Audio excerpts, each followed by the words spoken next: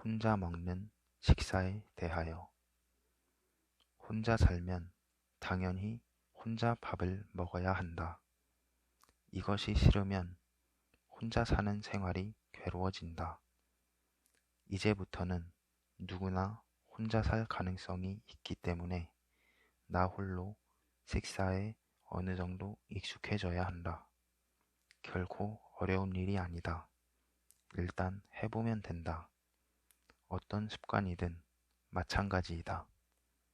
싫은 일이라도 억지로라도 계속 하게 되면 점점 익숙해지고 그다지 싫어지지 않는다. 나 홀로 식사도 마찬가지다. 누구라도 혼자서 먹어야 될 때가 있게 마련이다. 그때 혼자 밥 먹는 것을 싫어하는 사람은 무리하게 같이 식사할 사람을 찾는다. 이런 행동을 그만두어야 한다. 점심때든 언제든 혼자밖에 없다면 그냥 혼자서 식사를 하자. 그때 가능한 한 즐겁게 먹어야 한다. 외롭게 혼자서 밥을 먹다니 하며 밥을 먹으면 혼자 밥 먹는 것이 계속 싫어질 뿐이고 괴로울 뿐이다. 혼자서 먹는 즐거움을 느끼면서 먹어야 한다. 이전에 일본에서 화장실 식사가 화제가 된 적이 있다. 그렇게 혼자 밥 먹는 게 부끄러우면 그 시간대가 아닌 다른 시간대에 밥을 먹으면 될 것을. 화장실에서 식사를 하는 건 불결한 것은 물론이고 스스로를 더욱 비참하게 할 뿐이다. 화장실에서 식사를 때우는 사람은 식사는 모두와 함께 해야 하는 것, 점심은 점심때 먹어야 한다. 라는 세상의 통념을 따르기 위해 발버둥을 치고 있는 꼴이다. 자신만의 주체성을 잃은 행동이다.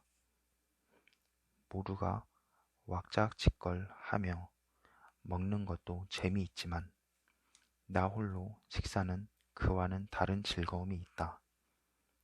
신문 에세이란에서 나 홀로 식사의 즐거움에 관해 다음과 같은 글을 본 적이 있다.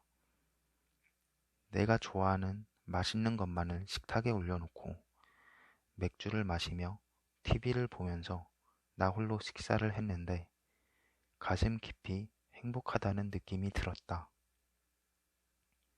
모두와 함께 먹을 때는 맛을 즐기는 즐거움보다 함께 자리를 하는 즐거움이 더 크다. 이런 자리도 소중하지만 혼자서 먹을 때는 요리를 맛보는 즐거움에다 해방감까지 더해진다. 분명히 행복하다는 느낌이 든다. 때로는 큰맘 먹고 사치를 부려 혼자서 고급 요리집에 혼자 가보자. 시각, 후각, 미각 등 인간의 오감을 기를 수 있는 절호의 기회다. 지인인 30대 여성은 출장을 갈 때면 고급 요리집에 혼자 들어가 식사를 하고 돌아오곤 한다. 요리집 주인이 기자세요? 라고 물으며 취재하러 온 줄 착각하는 경우도 있다고 한다. 혼자이기에 즐길 수 있는 일이다. 아무리 고급 요리라도 누군가와 함께 먹게 되면 이야기에 집중을 하기 때문에 천천히 요리를 즐길 수 있는 기회를 놓치고 만다. 숨겨진 오감을 찾는 데는 혼자서 요리를 먹는 게 제일 좋다. 나 홀로 생활을 충실하게 보내려면 식사에서 느끼는 행복감이 절대로 필요하다. 사람에 따라서는 고작해야 밥 한 끼겠지만 나 홀로 생활을 다채롭게 해주는 것은 뭐니 뭐니 해도 식사다. 이 점을 반드시 기억하자. 우리는 언제라도 먹을 수 있는 혜택받은 생활을 하고 있기 때문에 먹는 즐거움을 잊기 십상이다. 시험 삼아 하루나 이틀 단식을 해보자. 그 즐거움을 금세 실감할 수 있을 것이다. 혼자서 노래방 가기. 일본에서는 노래방에 혼자 가서 노래를 부르는 나홀로 노래방이 유행이다. 노래방 주인들은 이 사실을 알고 발빠르게 혼자 오는 손님 대환영이란 간판을 내걸고 요금 할인까지 해주고 있다. 이럴 정도로 혼자 오는 사람들이 부쩍 늘어났다. 요즘에는 혼자 오는 손님을 위한 전문 노래방도 있다고 한다. 필자는 원래 노래를 하는 것도 남의 노래를 듣는 것도 그다지 좋아하지 않기 때문에 노래 연습 때문이라면 모르겠지만 시간을 즐기기 위해서 혼자 노래방에 가는 일은 좀처럼 이해가 가질 않는다. 혼자서 노래를 부르고 싶으면 욕조에 몸을 담그고 부르면 될 텐데 굳이 노래방에 가서 부르는 것은 어떤 심리일까? 사람들 눈치 보지 않고 좋아하는 노래를 맘껏 부를 수 있다. 스트레스를 발산시킬 수가 있다. 신문 기사에서 본 답변이다. 이 답변들을 보고 새삼스럽게 깨달은 사실이 있다. 혼자 노래방에 가는 사람은 다른 이들과 함께 노래방에 가면 사람들 눈치를 보느라 좋아하는 노래를 부르지 않는 경우가 있으며 또한 노래방에서 노래를 불러도 사람들과 함께 있으면 스트레스를 발산시킬 수가 없다는 사실이다. 노래는 메시지이다. 남들에게 들려주려고 노래를 부른다고 말하면 좀 과장일지 모르지만 대개 남들이 듣는 것을 전제로 부르게 마련이다. 사교 자리인 어떤 공간에서 혼자 노래를 부르는 모습을 상상하면 쓸쓸한 느낌이 드는 것은 비단 필자뿐만이 아닐 터이다. 혼자서 노래를 부르고 혼자서 들으면 정말로 즐거울까? 오히려 고립된 자신을 재확인하는 게 되지는 않을까? 하지만 나 홀로 노래방의 주인들은 방에 들어오면 혼자만의 세계에 몰입될 수 있습니다. 라는 선전문구를 내걸고 있다. 그리고 실제로 많은 사람들이 그 세계를 찾아가고 있다. 혼자가 되기를 싫어하면서 혼자가 되고 싶어 하는 현대인의 복잡한 심정을 이런 곳에서 엿볼 수가 있다. 세상이나 타인이 자신에게 관심을 보이지 않는다며 제멋대로 화를 내는 모습과 혼자서 노래방에 가는 행위는 일맥상통하다. 이것은 뭐가 어찌되었든 자신의 의지나 감정을 끝까지 밀고 나가는 외고집으로 보인다.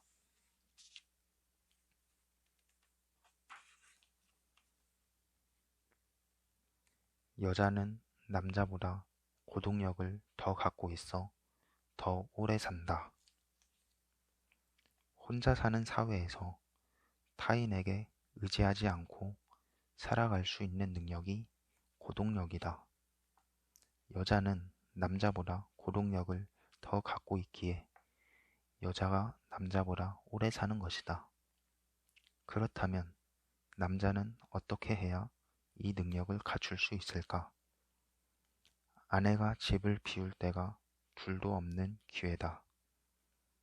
세심한 아내는 며칠 동안 집을 비울 때 남편을 위해 반찬이며 속옷 등도 준비해 놓는다.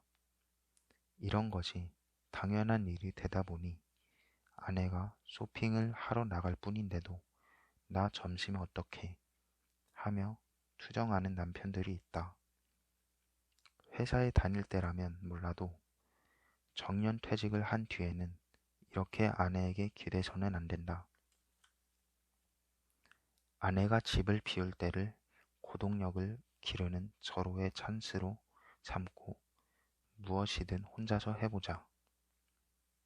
차를 끓이고 식사를 준비한다. 쓰레기를 버린다. 욕조를 청소한다. 빨래를 한다. 반상회 회란판을 돌린다. 일상생활에서 얼마나 아무것도 하지 않고 살아왔는지 여실히 느낄 수 있을 것이다. 하나하나가 모두 사소한 일일지라도 인생이란 이런 잡다한 행위가 축적되어 이루어져 있는 것이다. 흔히들 남자는 밖의 일만 제대로 해낼 수 있으면 어엿한 남자 라는 의식이 강하지만 이것은 실에 뒤떨어진 생각이다. 그는 아직 반사람 못 밖에 못하고 살고 있는 셈이다. 예전에야 밖에 나가 일하는 반사람 몫의 남편과 집에서 가사나 육아에 전념하는 반사람 몫의 아내가 힘을 합쳐 한 가정을 이루었다. 하지만 대부분의 여성이 일하게 된 요즘에는 남편이 집안일을 전혀 하지 않는다면 여성의 부담은 무거워질 수밖에 없다. 젊은 부부들은 남편이 육아에 적극적으로 참여하고 있다. 쓰레기를 버리고 욕조를 청소하는 등 남편도 솔선수범해서 집안일을 한다. 하지만 베이비붐 세대의 남자들은 이런 습관이 몸에 배지 않은 채 정년퇴직을 한다. 어떻게 보면 혜택받은 세대이지만 앞으로 혼자 살아갈 때 힘겨워진다. 차 하나 제대로 끓여 먹지 못해서야 일상생활에서는 무능력자나 마찬가지이기 때문이다. 그렇게 되지 않기 위해서는 아내가 외출했을 때 집을 지키면서 고동력을 갈고 닦는다. 특히 권하고 싶은 것은 요리다. 동물의 행동을 보면 알겠지만 먹는 일은 살아가는데 기본 중에 기본이다. 동물은 직접 먹이를 구하지 못하게 되면 죽는 길밖에 없다. 사람도 이와 비슷한 존재다. 사람은 요리를 못해도 죽지는 않지만 요리를 할 수 있느냐 없느냐에 따라 홀로 사는 생활의 질이 크게 달라진다. 요리를 잘할 필요까지는 없다. 신속하게 영양가 있는 요리를 만들어 먹을 수 있으면 그만이다.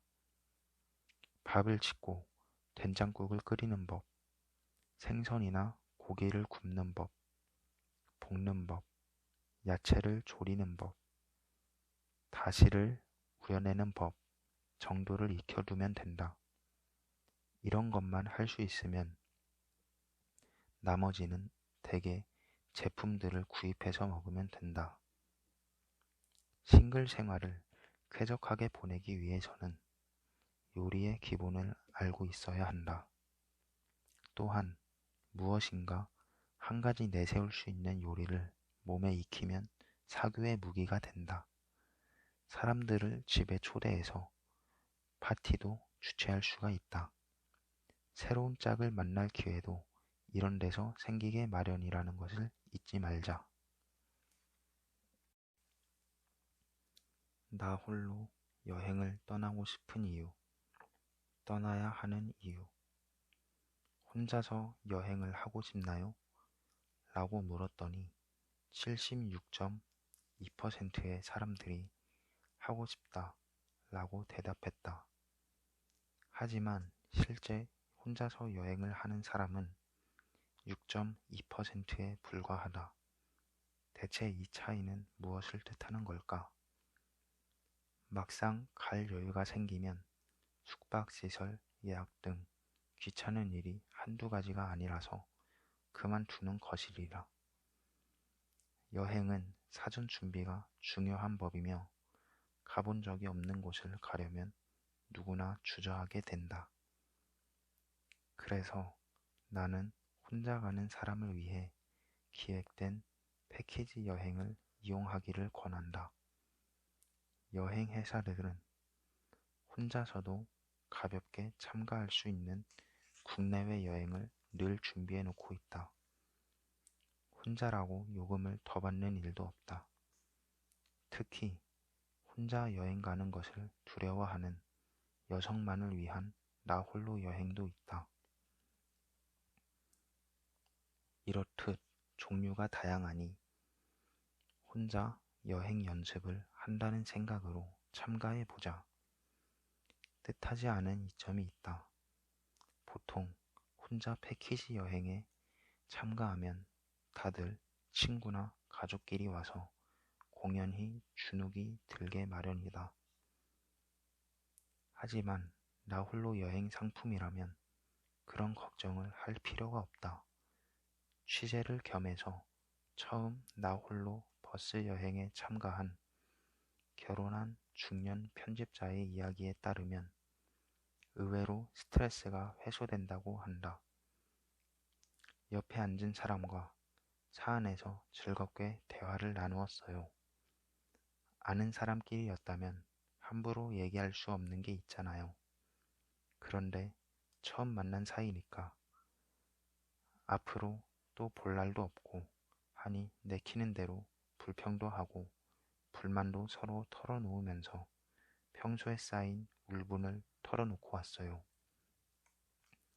저렴한 버스 여행부터 비행기를 타고 가는 섬 여행까지 지금은 국내뿐만 아니라 해외에도 일반 여행에 비해 전혀 손색 없는 나홀로 여행 상품들이 개발되어 있다. 나홀로 여행을 하고 싶은 이유에 대해서 앞의 설문조사에서는 몸과 마음을 푹 쉬고 싶다. 32.4%, 자신에 대해 조용히 생각해 보고 싶다. 14.7%, 스트레스를 풀고 싶다. 12.9% 등이 나왔는데 실제 행동하지 않으면 단순한 바람에 그치게 된다. 본격적으로 혼자 가는 여행을 반드시 실행에 옮기자. 홀로 떠나는 여행은 두 가지 유형이 있다. 하나는 자기 나름의 주제를 갖고 떠나는 여행이다. 가령 해부학자 요로 다케시의 경우 취미인 곤충 채집이 여행 주제다. 또 하나는 내가 주로 하는 것으로 정처 없이 불현듯 떠나는 여행이다. 목적이나 계획 없이 마음 내키는 대로 떠나는 것이다. 팔자 좋다는 말이 나올 법도 하지만 회사원도 출장 기회를 이용하면 가능하지 않을까? 만약 1박 2일 일정으로 출장을 가게 된다면 주말을 이어서 날짜를 잡든지 하루 휴가를 내든지 해서 체류 일정을 늘리고 정처 없이 아무 곳으로나 떠나는 것이다. 지금은 회사원도 휴일도 많고 유급 휴가도 남아돌 정도다. 마음만 먹는다면 나 홀로 여행의 기회는 충분히 만들 수 있다. 서양에서는 여행은 혼자 가는 것이 기본이라고 한다. 단 한 번뿐인 인생에서 나 홀로 여행의 기회를 만들지조차 않는다면 너무 아까운 일이지 않는가. 여행은 혼자만의 시간을 즐기는 수단이다. 여행은 혼자만의 시간을 즐기는 수단이다. 참 명언이지 않는가. 이렇게 말한 사람은 일본의 전통 여관을 경영하는 구라자와 아키라다.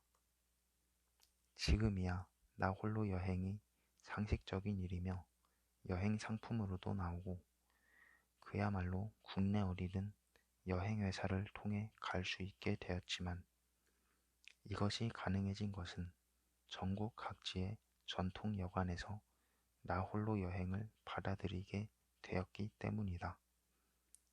호텔은 혼자서도 거림낌 없이 들어갈 수 있지만 아무래도 전통 여관은 혼자 들어가기에는 문턱이 높았다. 남자든 여자든 혼자서 전통 여관에서 묵으려고 하면 어떤 사연이 있는 사람으로 여겨지기 십상이었다. 2차 세계대전 후 고도 성장기에 전통 여관은 단체 손님들로 붐비고 있었으니 더 그러했다. 그런 시대에 구라자와 아키라는 일찌감치 앞으로는 나 홀로 여행의 시대다 라고 판단하고 자신의 여관에서 혼자 오는 손님을 적극적으로 받아들이기 시작했다. 그는 이렇게 말했다. 저희 여관이 전부 혼자 오는 손님들로 꽉 차는 것이 가장 이상적입니다. 그런데 전통 여관에 혼자서 묵는 것이 왠지 꺼림칙한데 라는 그동안의 생각은 잘못된 생각이었던 모양이다. 전쟁 전에도 전통 여관은 혼자 오는 손님들로 꾸려나갔다고 한다. 대를 이어 전통 여관을 운영하는 구라자와 아키라는 예전의 일을 떠올리고는 혼자 오는 손님을 위한 여관을 생각해냈다고 한다. 당시에는 주로 혼자 오는 손님들이 많았기 때문에 혼자 오는 손님이란 말조차 쓰이지 않았던 것 같아요. 그 증거로 객실에 요리를 가지고 갈 때 2인분이었던 기억이 거의 없어요. 그러고 나서 구라자와 아키라는 직접 나 홀로 여행을 실천하고 이곳저곳 머물면서 공부를 했다. 심지어 유럽의 온천까지 가곤 했다. 그렇게 해서 얻은 지식을 살려서 현재 나 홀로 여행객을 위한 여관을 운영하고 있는 것이다. 그가 나 홀로 여행의 즐거움을 표현한 글을 읽고 나는 무릎을 탁 쳤다. 혼자서 전통 여관을 찾아가서 저녁을 먹고 온천에 들어가서 좋아하는 책을 읽고 코를 드르렁 드르렁 골며 자고 아침에 온천을 즐기고 밥을 먹었다. 모든 것이 내가 원하는 대로 할 수가 있어서 마음이 편하고 상쾌했다. 짧은 이 문장 속에 나 홀로 여행의 기쁨이, 즐거움이 고스란히 담겨 있다. 전쟁 전의 시대보다 더 오래된 시대 때도 여행은 혼자 가는 것이 일반적이었다. 시대극을 보면 여관 주인장이 곧잘 다른 손님과 함께 방을 써도 괜찮으신가요? 라고 묻는다. 그만큼 혼자서 여행을 가는 일이 많았다는 이야기다. 예전에는 혼자 오는 손님을 받았던 여관이 언제부터인가 정원 가동률이란 말이 생겨났다.